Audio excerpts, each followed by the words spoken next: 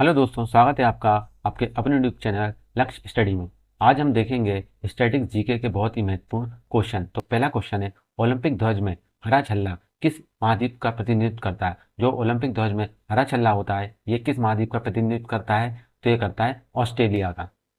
Olympic ध्वज में 5 छल्ले होते हैं और ये पांचों छल्ले 5 महाद्वीपों का प्रतिनिधित्व करते हैं। जैसे जो नीला रंग होता है ये यूरोप को प्रतिनिधित्व करता है, काला रंग अफ्रीका को, लाल रंग अमेरिका को और पीला रंग एशिया और लास्ट में हरा रंग क्या है, ऑस्ट्रेलिया का प्रतिनिधित्व करता है। तो ओलंपिक ध्वज में 5 छल्ले होते हैं और पांचों अलग अलग महाद्वीपों का प्रतिनिधित्व करते हैं।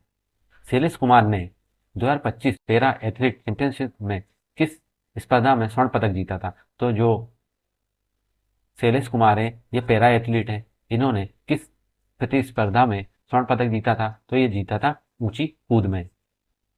बैक स्टिक शब्द किस खेल से संबंधित है। कौन सा शब्द, बैक स्टिक शब्द किस खेल से संबंधित है, तो इसका संबंध है हॉकी से। बैडमिंटन में ब्लैक कार्ड क्या दर्शाता है। जो बैडमिंटन होता है उसमें जो ब्लैक कार्ड किसी को दिखाया जाता है तो इसका मतलब क्या होता है, तो इसका मतलब होता है अयोग्यता। विजेंद्र सिंह को जनवरी 2026 में किस संस्था का सदस्य नियुक्त किया गया। जो विजेंद्र सिंह है इन्हें जनवरी 2026 में किस संस्था का सदस्य नियुक्त किया गया है, तो इनको नियुक्त किया गया एशियाई मुक्केबाजी परिषद का।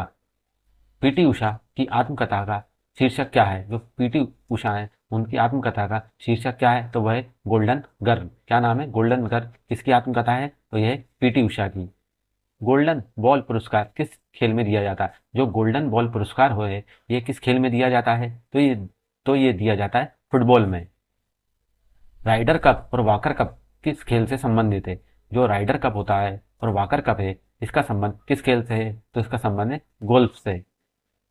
जिनसन जॉनसन ने 2026 में सेवानिवृत्ति की घोषणा की है, इस खेल से वे किस खेल से संबंधित है। जिनसन जॉनसन है इनका संबंध किस खेल से है, जिन्होंने अभी हाल ही में रिटायरमेंट की घोषणा की है, तो इनका संबंध है एथलीट से। वर्ष 2026 के लिए कुल कितने पद्म पुरस्कारों की घोषणा की गई है। जो 2026 में पद्म पुरस्कार मिले हैं ये टोटल कितने दिए गए हैं, तो ये टोटल दिए गए हैं 131, जिसमें 5 क्या है, 5 है विभूषण है, पद्म विभूषण है 5, और 13 कितने हैं, जो 13 हैं ये हैं पद्म भूषण। 13 क्या है, पद्म भूषण। और बाकी के जो बचे कितने, बाकी के बचे हैं 113। ये क्या है, तो ये है पद्म श्री। पद्म श्री 5 है पद्म विभूषण, 13 है पद्म भूषण और 113 है पद्म श्री। तो टोटल कितने होगा, 131। विवेक देवराय ने 2025 में किस क्षेत्र में मरणोपरांत पद्म विभूषण मिला है, तो ये मिला है साहित्य और शिक्षा में। एन राजम जिन्हें पद्म विभूषण मिला है इनका संबंध किस क्षेत्र से है, तो इनका संबंध है हिंदुस्तानी शास्त्रीय संगीत से। किसका, एन राजम, जिन्हें क्या मिला है, पद्म विभूषण मिला है, इनका संबंध किस क्षेत्र से है, तो इनका संबंध है हिंदुस्तानी शास्त्रीय संगीत से। सलमान रुश्दी को उनकी किस कृति के लिए 1981 में बुकर पुरस्कार मिला है, तो उनकी कौन सी कृति थी, तो वह थी मिडनाइट चिल्ड्रन। Midnight children. और कब मिला था, 1981 में बुकर पुरस्कार। और ये किसकी कृति है, सलमान रुश्दी की। दिसंबर 2025 में भारत के मुख्य सूचना आयुक्त कौन बने हैं। दिसंबर 2025 में भारत के मुख्य सूचना आयुक्त कौन बने हैं, तो वे बने हैं राजकुमार गोयल। कौन बने, राजकुमार गोयल। जनवरी 2026 से परमाणु ऊर्जा नियामक बोर्ड के अध्यक्ष कौन बने हैं। जनवरी 2026 से परमाणु ऊर्जा नियामक बोर्ड के अध्यक्ष कौन बने हैं, तो बने A.K. बालासुब्रमण्यम। कौन, A.K. बालासुब्रमण्यम। अंतर्राष्ट्रीय लोकतंत्र और चुनावी सहायता संस्था के पहले भारतीय चेयरमैन कौन बने, तो बने ज्ञानेश कुमार। कौन बने, ज्ञानेश कुमार। ऑपरेशन थंडर 2025 का मुख्य उद्देश्य क्या था। जो ऑपरेशन थंडर था 2025 का, इसका मुख्य उद्देश्य क्या था, तो इसका मुख्य उद्देश्य था अवैध वन्य जीव और वानिकी व्यापार को रोकना। क्या संबंध था, अवैध वन्य जीव और वानिकी व्यापार को रोकना। ऑपरेशन सागर बंधु किस देश की सहायता के लिए चलाया गया था। ऑपरेशन सागर बंधु किस देश की सहायता के लिए चलाया गया था, तो ये चलाया गया था श्रीलंका के लिए। चक्रवात दितवा किस देश में आया था। जो चक्रवात दितवा ये किस देश में आया था, तो ये आया था श्रीलंका में। ऑपरेशन ट्राइडेंट किस सैन्य बल द्वारा संचालित किया गया था। कौन सा ऑपरेशन, ऑपरेशन ट्राइडेंट। और ये कब संचालित किया गया था, 1971 में, वो ये चलाया गया था भारतीय नौसेना द्वारा। भारतीय नौसेना द्वारा। भारत विन पोर्टल किस मंत्रालय द्वारा शुरू किया गया है? कौन सा पोर्टल है? भारत विन। तो ये शुरू किया गया है जल शक्ति मंत्रालय द्वारा। 8वें राज्य वेतन आयोग का गठन करने वाला भारत का पहला राज्य कौन सा बना है? तो क्या है क्वेश्चन? 8वें राज्य वेतन आयोग का गठन करने वाला भारत का पहला कौन सा राज्य है? तो वह है असम। भारत का पहला निर्मित नाभिकीय रिएक्टर कौन सा है? भारत का पहला निर्मित नाभिकीय रिएक्टर कौन सा है? तो वह है अप्सरा।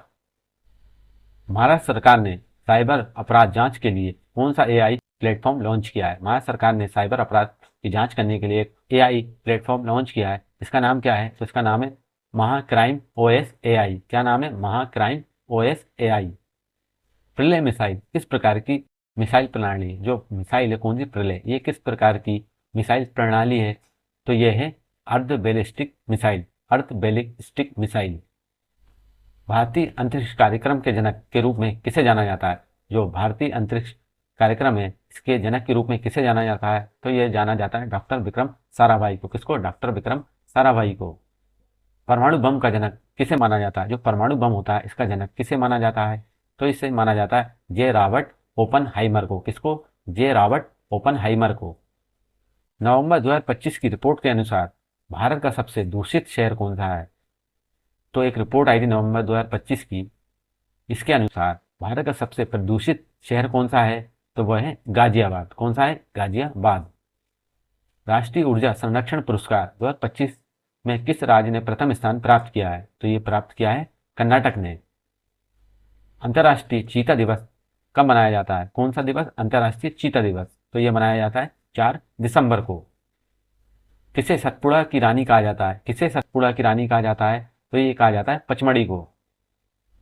सोनागिरी जैन तीर्थ स्थल मध्य प्रदेश के किस जिले में है? तो सोनागिरी जैन तीर्थ स्थल है, ये कहाँ पर है? तो ये मध्य प्रदेश में। और मध्य प्रदेश में भी किस जिले में है?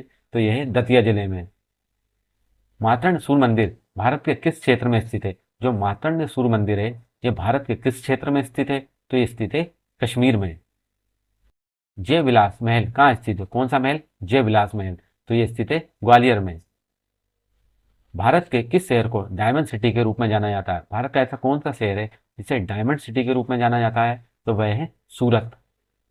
उत्तर प्रदेश के किस शहर को ग्रॉस ऑन द ईस्ट कहा जाता है? क्या? उत्तर प्रदेश के किस शहर को ग्रॉस ऑन द ईस्ट कहा जाता है? तो ये कहा जाता है कन्नौज को। सागर द्वीप को जोड़ने के लिए किस सेतु की आधारशिला ममता बनर्जी ने रखी है? सागर द्वीप को जोड़ने के लिए किस सेतु की आधारशिला ममता बनर्जी ने रखी है? तो यह है गंगा सागर सेतु। कौन सा? गंगा सागर सेतु। लाल किले को यूनेस्को विश्व धरोहर स्थल कब घोषित किया गया था? लाल किले को यूनेस्को विश्व धरोहर स्थल कब घोषित किया गया था? तो ये घोषित किया गया 2007 में। वियना किस देश की राजधानी? कौन सी राजधानी? वियना। तो ये है ऑस्ट्रेलिया की राजधानी। क्या है? वियना। बेलारूस की राजधानी का नाम क्या है? बेलारूस जो देश है इसकी राजधानी का नाम क्या है? तो इसका नाम है मिन्स्क। क्या नाम है? मिन्स्क।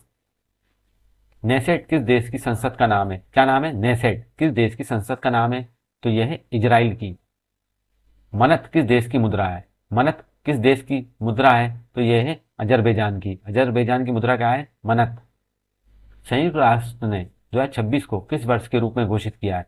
संयुक्त राष्ट्र ने 2026 को किस वर्ष के रूप में घोषित किया है? तो ये घोषित किया है चारागाहों और पशुपालकों के लिए अंतर्राष्ट्रीय वर्ष। तो ये यूनाइटेड स्टेट ने 2026 को किसका वर्ष घोषित किया है? चारागाहों और पशुपालकों के लिए अंतर्राष्ट्रीय वर्ष। दुनिया की सबसे मूल्यवान कंपनी कौन बनी है? और किस सन के अनुसार? 2025 के अनुसार दुनिया की सबसे मूल्यवान कंपनी कौन सी बनी है? तो बनी एनवीडिया। प्रसिद्ध पुस्तक मानसरोवर के लेखक कौन है? कौन सी पुस्तक? मानसरोवर के लेखक कौन है? तो इसके लेखक हैं मुंशी प्रेमचंद। राष्ट्रपति द्रौपदी मुर्मू की जीवनी के लेखक कौन है? तो जो राष्ट्रपति द्रौपदी मुर्मू है इनकी जीवनी के लेखक कौन है? तो वो है संदीप साहू। और इनकी जो जीवनी है उसका शीर्षक क्या है? तो वो उनका शीर्षक है मैडम प्रेसिडेंट। क्या नाम है? Madam president. और किसने लिखी है ये लिखी है संदीप साहू ने। लैंग्वेज ऑफ ट्रुथ पुस्तक के लेखक कौन है? कौन सी पुस्तक है? Language of the truth. तो इसके लेखक कौन है? तो वह लेखक है सलमान रुश्दी। चर्चित पुस्तक नाइफ के लेखक कौन है? कौन सी पुस्तक? नाइफ के लेखक कौन है? तो वह लेखक है Salman Rushdie. Kerala God's own country के लेखक कौन है? कौन सी पुस्तक है? केरल गॉड्स ऑन कंट्री के पुस्तक के लेखक कौन है? तो वह है शशि थरूर। दोस्तों, आपको वीडियो अच्छा लगा तो प्लीज़ एक लाइक एंड शेयर जरूर करें, और आपने अभी तक हमारे चैनल को सब्सक्राइब नहीं करा है तो प्लीज़ सब्सक्राइब भी कर लीजिए। मिलते हैं अपने नेक्स्ट वीडियो में, जब तक के लिए वंदे मातरम।